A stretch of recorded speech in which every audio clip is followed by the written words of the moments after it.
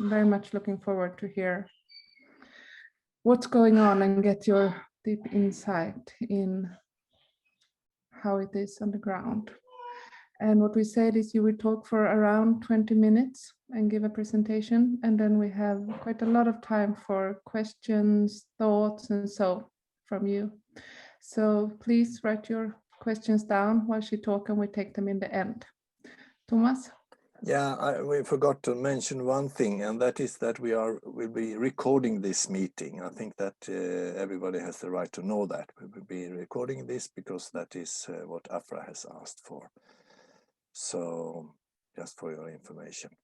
But still we want all of you, if possible, to have your video on so that Afrah can see the audience in front of her. And yes, as we said, we take questions and thoughts after the lecture. I think it's easiest when we are in a digital space. So Afrah, please. Thank you, Sophia. Let me suggest also they can type the questions in the chat box. So if I'm saying something that seems confusing or you have a comment or a question, please feel free to leave question in the chat box. And hopefully Sophia or Ingrid or Thomas can pick up the questions. I was looking up at one of my, like, I have so many frames up, but one of them is a prize from Svenska Freds, actually, in 2017.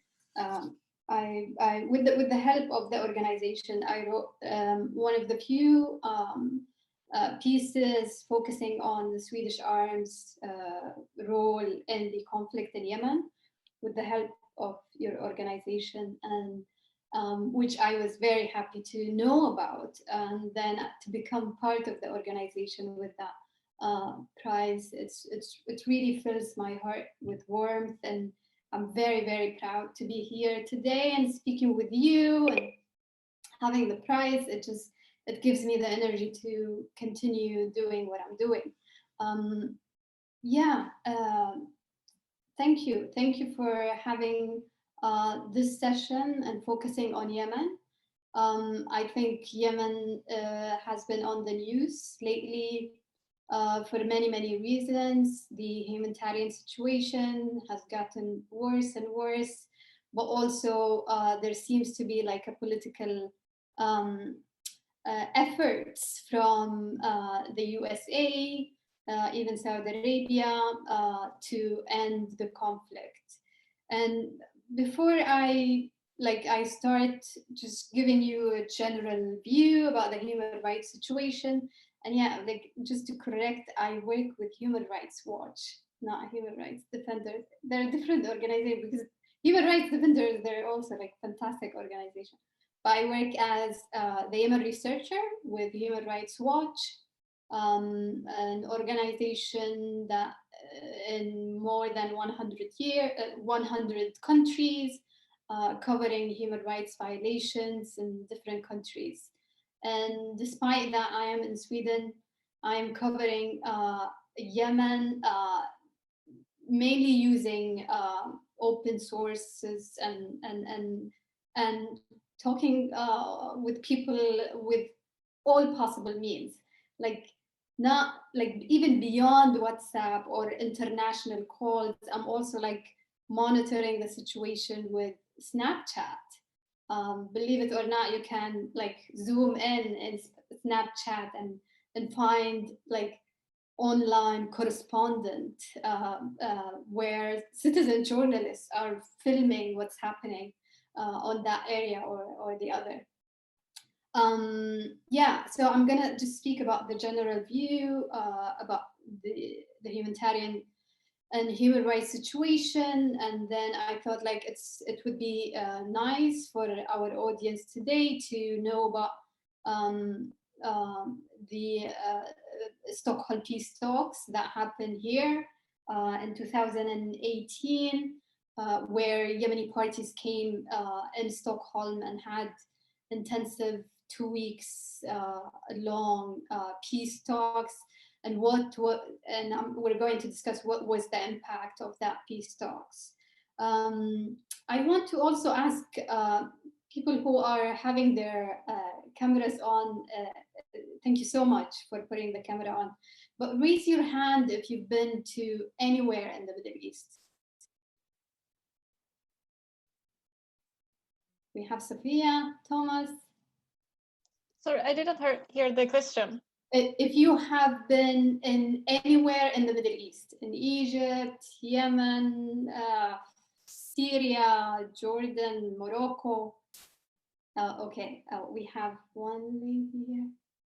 Okay, this is lovely. Okay, yeah, I'm asking this question because sometimes it feels like very, very foreign to us when we speak about developing countries and countries going through fierce conflicts. Even for me, sometimes one way of me trying to cope with the idea that like I'm covering a country that is just like devastated and destroyed, I try to like sometimes I think as if I am in a movie, as if I am writing like a fiction. But this is not healthy. I think we have to remember, especially going through the pandemic, it gives you an idea that the world is just a tiny, small place and we are all connected. One virus just went across all countries and really made the world go upside down together. So the reason I'm asking if you've been to the Middle East, because I want to start by saying that Yemen for a long time has been the poorest Arab country, the poorest country when it comes to the Human Development Index. Like every box you check, Yemen usually rank at the bottom. So infrastructure, the educational sector, the political system, women's rights, like on all these like development ranks, Yemen for a long time prior to the conflict has been ranked the least as the poorest Arab country. So you cannot really imagine how the more than 6 years long war has really devastated the country. So today we have actually today is 28, so on the 26th of March, which is just 2 days ago, marked the end of 6 years of the Saudi-led coalition intervention in Yemen. So now we're entering the 7th year of the conflict. But prior to that, there was a civil war. So we have to be very careful about when the war started and be really specific that 7 years ago, or we're entering the 7th year of the Saudi-led coalition intervention. But prior to that, which is now more than 7 years, was the civil war that began. We will get into the political part, but I want to say in the beginning that the conflict till today has killed over 18,000, more than 18,000 civilians, and famine is looming where more than 20 million people, nearly a third of the population. Yemen is, roughly speaking, is 30 million people. So today you have about 20 million or more than 20 million are in desperate need of all humanitarian assistance. So since March 2015, Saudi Arabia and the United Arab Emirates have led a military coalition against the Houthi-led forces that took over Yemen's capital, Sana'a. So that was the period where the civil war began. So in 2014, which is 1 year before the Saudi-led coalition, came to militarily intervene, there was an armed conflict between the Yemeni parties. So on one side, you have the Houthis, the rebels, who were trying to have their own political movement, their own political power in the north of Yemen. And even the previous president, he was in war with them for many years. But in 2014, they had a coalition with this former president, and they went into the capital of Sana'a. So imagine from Gothenburg, the rebels will come to Stockholm and just really go and occupy all institutions or state-led institutions. That's basically what really sparked the civil war.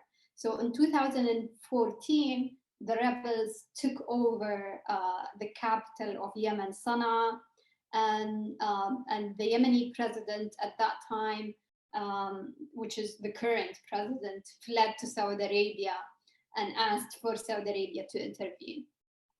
And in 2000, but last year, really, the fighting between the Houthis, the rebels, and the internationally recognized Yemeni government, backed by Saudi Arabia, really got into like a very high level of fighting, especially that the Houthis are trying to occupy more and more lands.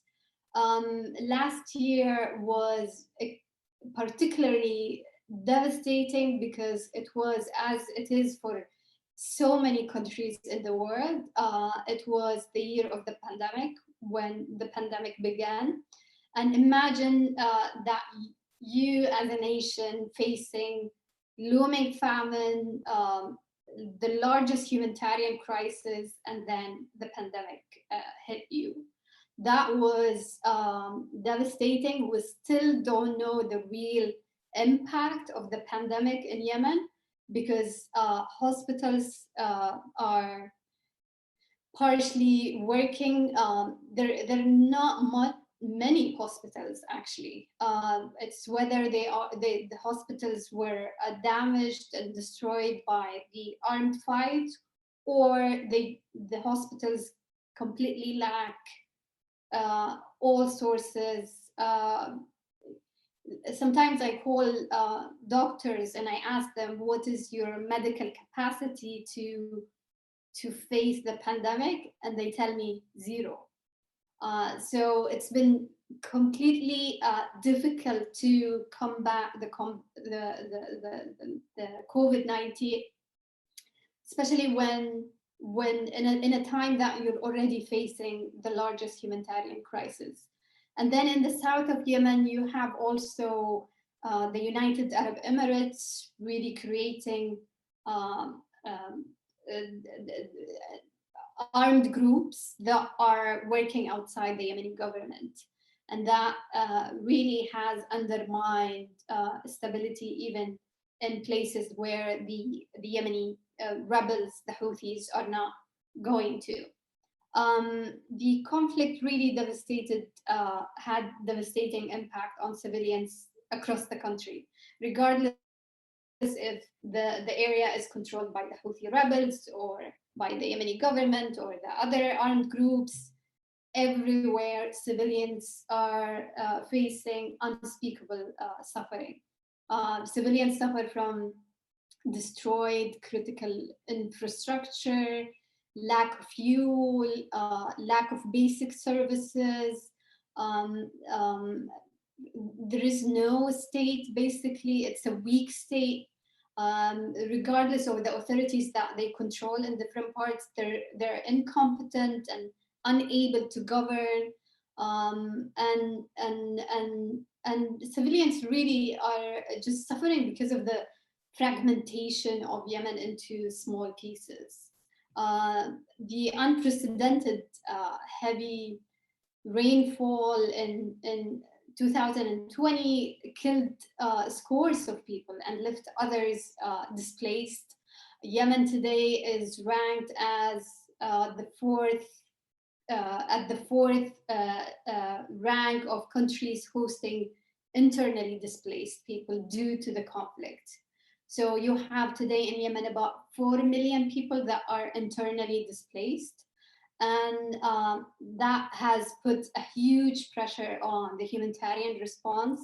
Some people, some IDPs, without exaggerating, some of them have been displaced once or twice or 3 times or even 4th time.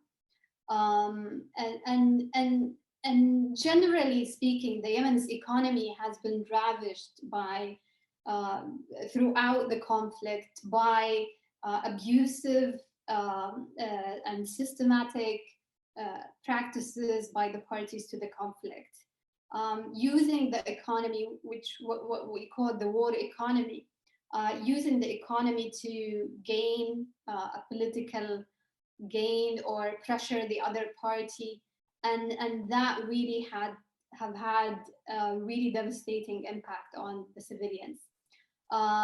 So millions of people in Yemen have lost their income due to businesses closure, and some working in public sector have not received their full salaries for several years now. So they're not receiving their full salary regularly, which has led people to extreme poverty. So you have like the higher class, for example, is forced or pushed to be in a middle class, and the middle class is pushed to be in the lower class, and so on. But today, like we cannot know the resilience, how much of the resilience of the Yemeni people can last. People try to depend on each other, but that is also running out, and the levels of poverty is just shocking. So today, millions of people in Yemen depend on humanitarian aid. Yemen worldwide received the largest humanitarian plan. The UN for many years have been warning that there is not enough money that is allocated for this humanitarian plan. And last year, with the start of the pandemic, that has had a really devastating impact on donors, states that used to give money to Yemen. So for example, take UK, Sweden, even US, everyone is dealing with their own humanitarian situation. So, and that has reflected extremely negatively on the international aid going to Yemen. This is really like a general view about the human rights, the humanitarian and human rights situation. In my work in particular, I'm overwhelmed with the work that we do about detention and enforced disappearance. It's been nonstop. Every day there is a new case. The detention and enforced disappearance crisis across all the country is the responsibility of all the parties to the conflict.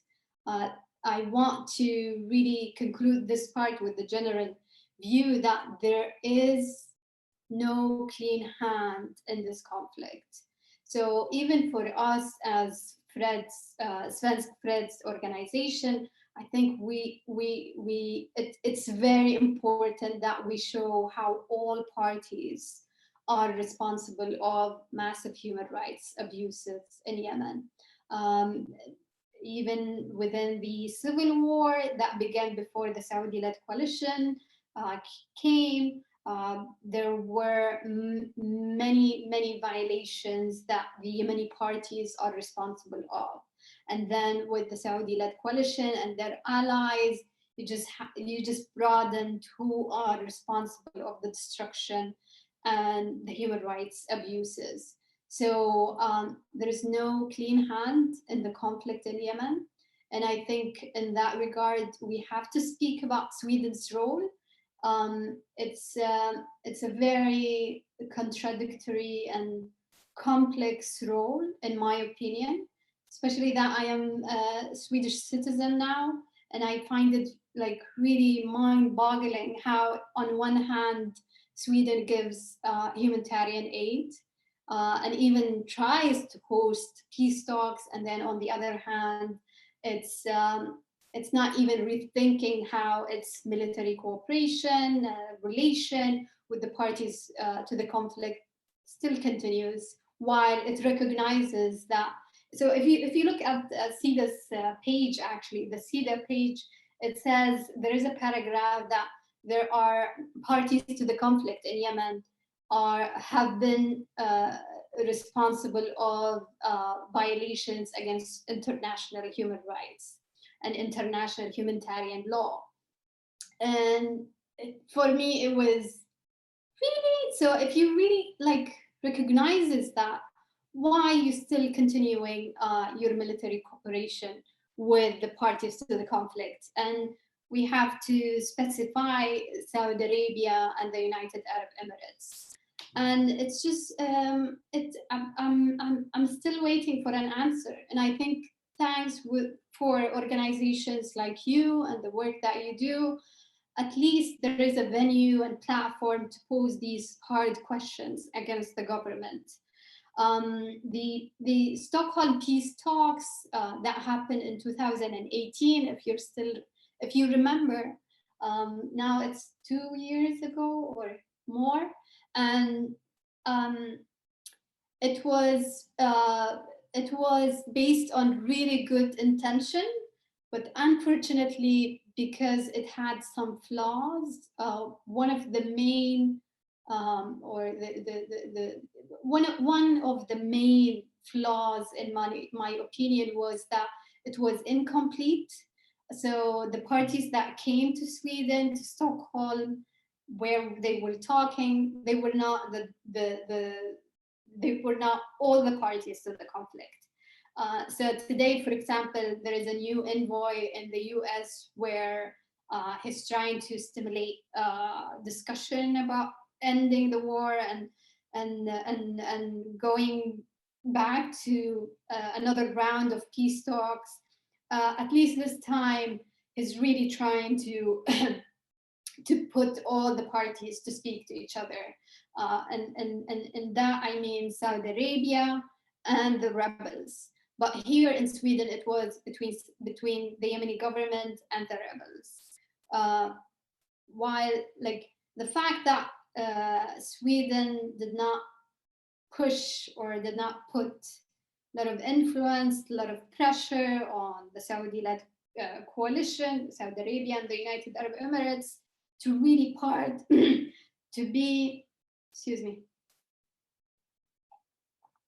be part of the negotiation table. In my opinion, that was a little bit of wasting time. But that talk, the Stockholm peace talks, at least it was a solution for another layer of the humanitarian disaster in Yemen, in which the military assault on the Hodeidah port in Yemen, which is a seaport that receives a lot of commercial and goods coming to the country. So the peace talks stopped or averted and really shifted a military assault that was going to take place there. But it does not take the fact that there are today some clashes in this seaport, and it's not perfect. But it's been a long time after the peace talks. But I wanted really to share just some reflection about how It was incomplete. It was a really fantastic opportunity, but it did not really include, it was not inclusive for all the parties. And I think with that, I spoke for like 30 minutes now. But with that, I finished my presentation, and I'm happy to take any questions from you. Thanks a lot, Afrah. I have a few questions, but then I also, of course, invite everyone. So if you have any question, please raise your hand. Or now we got the invitation here on the screen, I can see. Or raise your hand like this or in the chat function. My first question for you, Afrah, is there any continuation of the peace talk? Is anything going on? Can you see it? Yeah, I love in your website, there is a big title that says peace is possible. And I think in Yemen, peace is possible if there is a political will. So since the beginning of the conflict, there is an envoy from the United Nations, but now we have two envoys. That envoy and another envoy from the US that are together working and stimulating efforts to end the conflict. Like what is lacking is a political will from all the parties, and especially the parties that are powerful and influential. And even in this regard, I want to include Sweden as well. I think Sweden has a sort of respected and admirable attitude from all the parties. So even now in Sweden, in Yemen, if you ask anyone at any street, if you mention Sweden, they immediately jump and tell you like how it's a country that it respects human rights. So there is that perception that Sweden can play a role, and I think we can, like Sweden can play more active role. So creating that political will requires that all countries that are involved in the conflict and their allies and the international community and international organizations really to push towards the peace talks. And we speak about peace talks as if it's just one big event. No, it's going to be a very grueling and tiring and exhausting political process. And in my side, I think it's very, very important that we push for including measures for accountability and justice. There is no peace without justice and no justice without peace. Tommy eller Anita, ni har en gemensam hand. I will let you in for the next question. And Eva also. Yes, you are next on the list. Okay, I have got two questions, Anita, here. And which language are the people speaking in Yemen, and what kind of information do they get from media or outside, or are able to find out from the media? And yeah, that's the two questions I've got. Thank you. So Yemen is an Arab country. It's located in the Middle East. Most of the countries in the Middle East speak Arabic. And Yemenis, including myself, we get our information a little bit from everywhere, from a little bit from everything. So today on social media, for example, there is a huge community of Yemenis on social media. Some of them even follow Sweden SVT and Swedish radio, Twitter account and Facebook, and they get the information about Sweden also from these platforms. But it's really interesting. Like every Yemeni, without exaggeration, every Yemeni understands that the conflict and the bombs falling on them are made by Saudi Arabia, by the US, by UK. Like there is a collective knowledge where they understand that the world is silent about what's happening in Yemen. But then if you go to the US, for example, and ask them what is Yemen, many people don't know where is Yemen. And I would say, well, I don't want to exaggerate about Sweden, but I find it also hard to really get the sufficient attention from the Swedish media or Swedish audience to really focus about what's going on in Yemen. But I think it's changing, it's getting better. And media is playing a huge role in that, and social media, definitely. Eva-Lena, you had a question? Yes, or I just wanted you to say a couple of more words, if it's possible, connecting back to what you said about justice, peace, and the connection to peace. And you were talking about daily cases about detention. Could you say a couple of more words about what you do on detention in your work? Okay.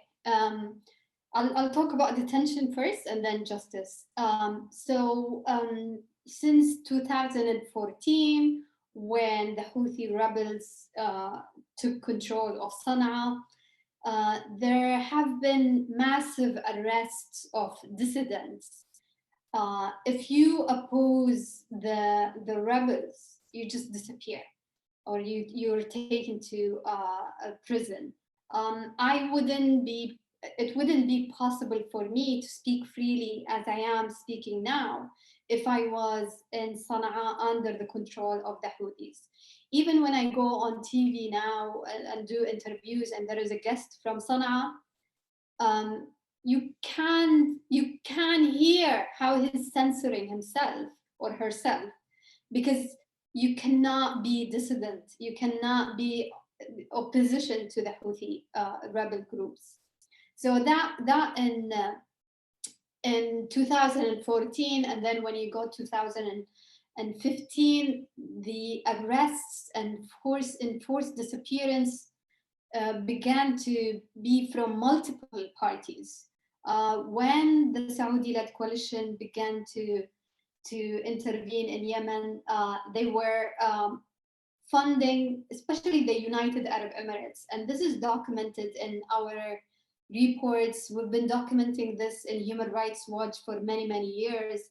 The United Arab Emirates has been responsible of funding, supporting, training militia groups to suppress other Yemenis, and for the United Arab Emirates to leave its influence on the ground. If Emirati soldiers, UAE soldiers are not able to be in Yemen, and they have their mercenaries, they have their proxy forces. So in starting from 2016, 17, there were massive arrests of, there is actually no reason.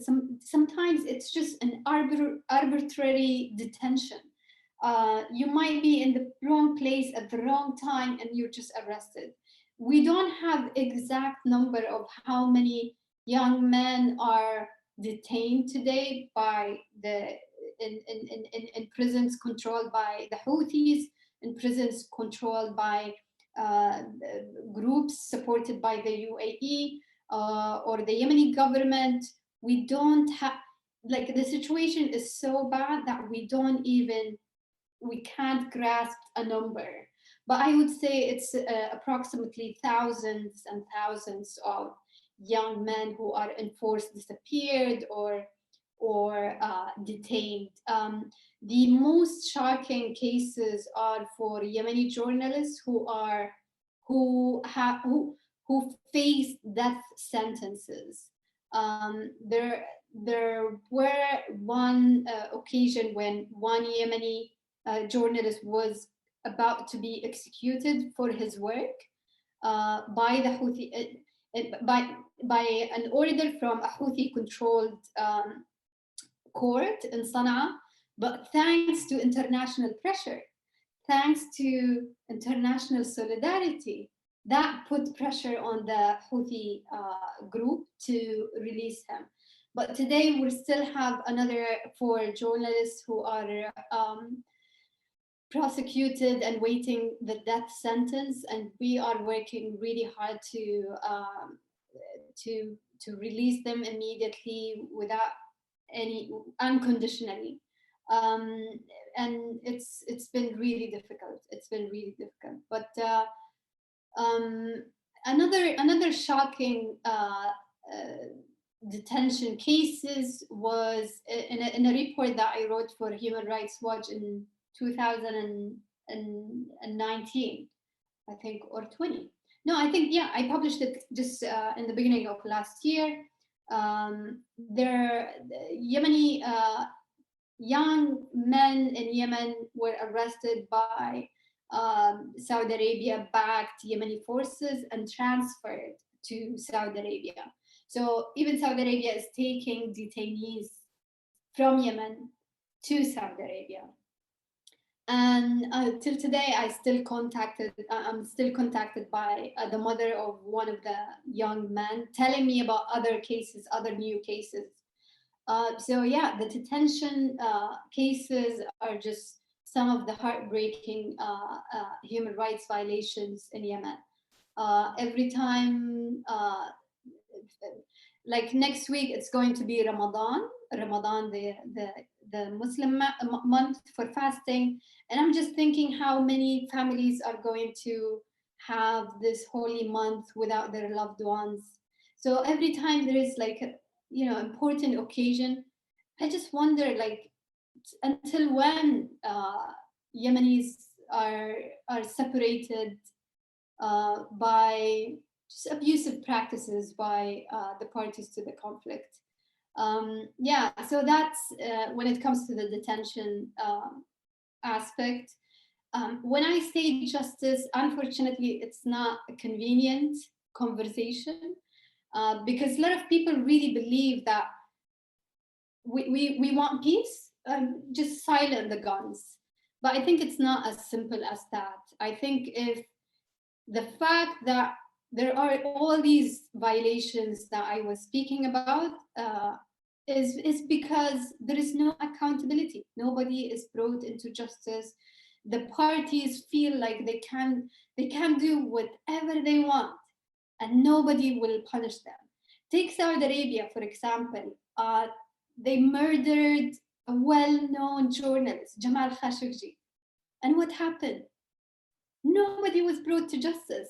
Yes, Saudi Arabia can claim that they had their own court, and their own court prosecuted some men but that kind of case really lacks all the international standards for how a prosecution or how a justice mechanism should be implemented. So it's just it's a really tough struggle to keep asking and calling for justice and accountability. And I think we've come a long way. We've managed to do some really important work. Today you have the UN Security Council and you have the UN Human Rights Council. Both of them, thanks to international mobilization and international pressure by human rights organizations and petition and calling. Today we have 2 bodies and independent investigators collecting evidence of violations in Yemen And that body of work is so important that just last year or this year, no, last year, the end of last year, one of the reports mentioned for the first time that they recommend that the Yemen case to be transferred to the International Criminal Court. So this is how bad the situation is. The level of violations, some of them amount to war crimes, has just, as investigator, you feel like there has to be a greater framework to really prosecute all these abusers and war criminals. And Thomas, you have a question, and then Jill after. Thank you, Afrah. It's very interesting to get deep into what the situation really is, learning much more than what is in the media and so on. My question is about refugees. When I used to work at refugees here in Göteborg, I met a few people who have run away to Sweden from Yemen. I don't know the numbers totally, maybe you know that. These people also was of Somali origin, and so they have been, as families at least, or their parents have been refugees from the war in Somalia before, and I think there was like 500,000 people running away from Somalia to Yemen at the time. So can you tell a little bit about this situation? If you know any figures about how many Yemeni refugees are in Sweden, and the total situation, how many are abroad from Yemen? Yeah, it's in Sweden. It's a growing number. I don't have exact number, but even for me, I get more and more messages of Yemenis that I used to know in Yemen coming to Sweden, each with their own circumstances. But the question of refugees in Yemen is so important because the route that migrants and asylum seekers take to reach Yemen is probably the most dangerous route in the world. You have, with the situation with the troubling situation in Ethiopia, you have a growing number of Ethiopians fleeing towards, they want to reach a rich country to work, like Saudi Arabia or other Gulf countries, but they know that they have to take Yemen as a transit. So they cross the sea and reach to Yemen. And the tragic aspect of this is that most of them don't know that there is a war in Yemen, actually. So within Yemen, the question of refugees is so important, and it's so difficult to really, because like when we speak about human rights violations in Yemen, in my opinion, asylum seekers and migrants are the least paid attention to. They're the most ignored. In Sweden, at least, when we mention refugees, there is a system. You can like automatically fit into being a refugee. You have your rights, obligations, etc. But in Yemen, it's just there is no law and order. The country is fragmented into 3 pieces now. So you have in the north, where the Yemeni are the Houthi rebel group. They're controlling the north. You have the south, UAE-backed forces ruling the south, and you have the east. And East Yemen is a combination of the Yemeni government and other forces. And in every area, there are like a variety of abuses that refugees are exposed to. So smugglers in particular it's one of the areas that I think I need to investigate myself, because we don't know much about this. I speak about this and I feel ashamed as human rights defender myself that I say they are the most ignored, the most unnoticed, the least paid attention to groups. And I blame myself. I should do better and really reveal what's going on there. The last horrific crime that happened against refugees in Yemen was in Sana'a in the beginning of this month. There was, and Human Rights Watch published the investigation with the help of another colleague. We managed together to reveal how after a fight between the Houthi forces and refugees, Houthi forces threw some bombs into a big detention center for migrants and asylum seekers, and scores of people. Like, it's unknown till today how many people died and injured because of the suppression of information that followed by the Houthi armed group. So this is just one chapter of so many pages and the violations that refugees face in Yemen. And it's so important that peace is possible in Yemen, peace is possible in Ethiopia. So people can, this is unnecessary. Like, people shouldn't get burned. People shouldn't flee war and go through like the most difficult and exhausting and I like it. I don't have the words because I cannot even imagine what the horror that refugees go through when they leave, they flee Somalia, Ethiopia, Djibouti, and go to Yemen. It's just a grueling route, and I think nobody should go through that.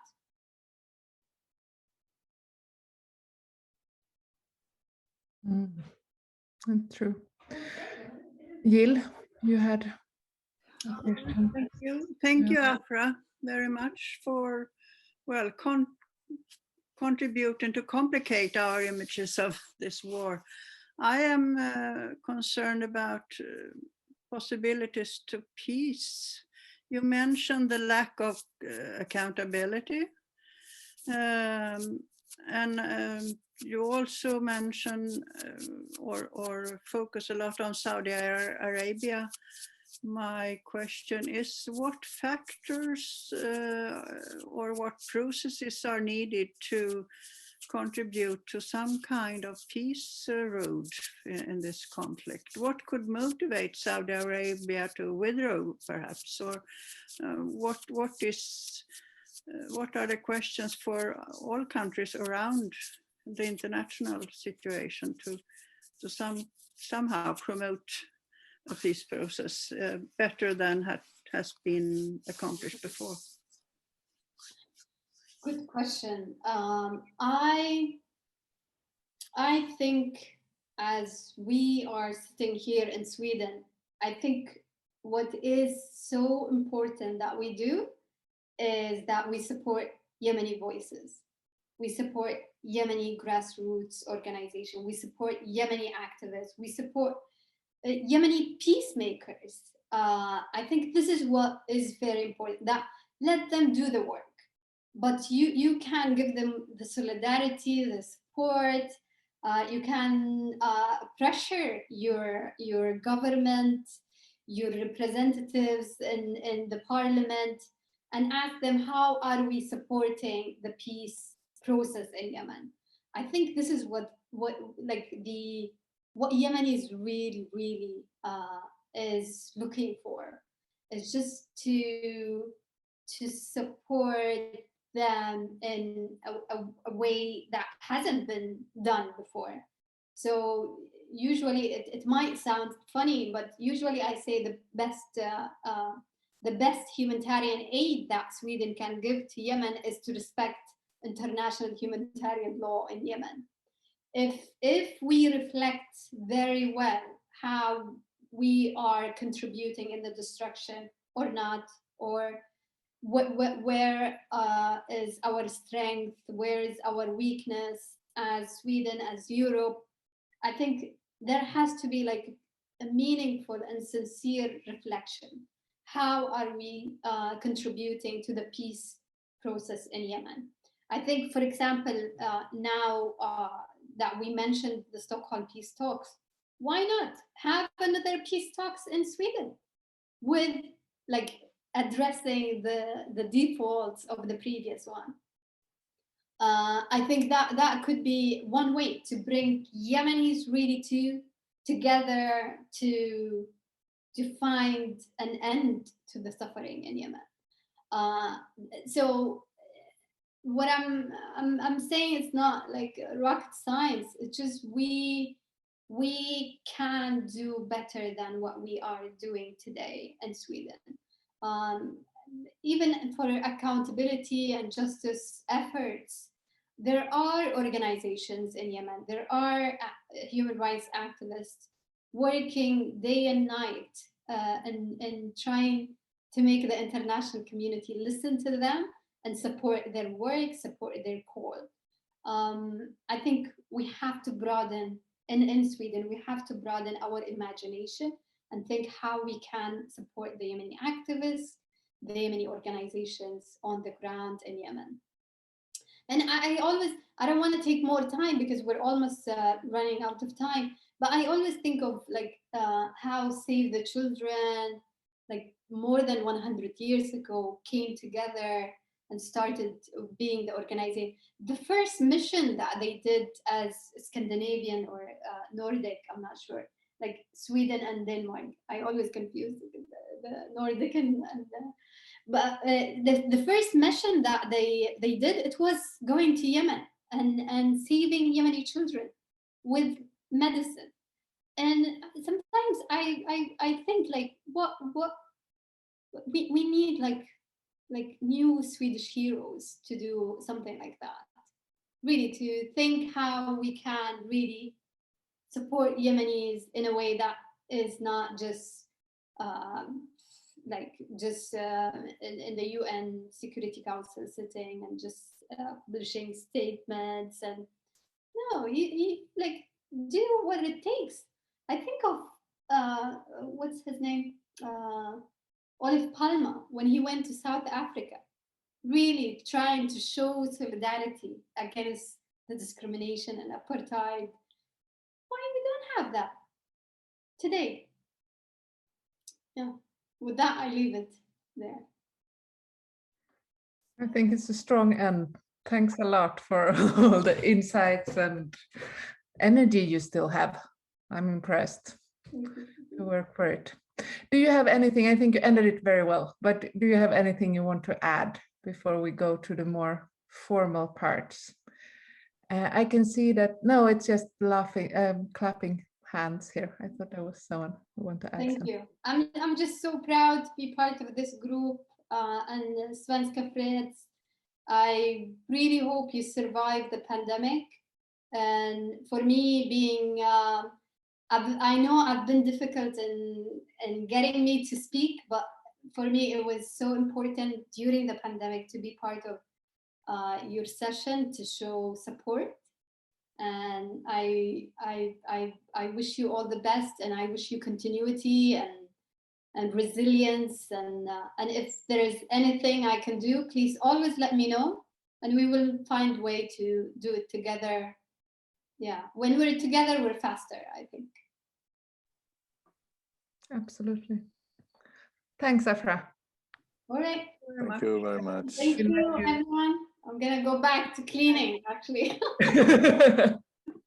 Also necessary, yeah. Hej då allihopa och tack, stort tack för alla. Tack så jättemycket. Bye. Bye.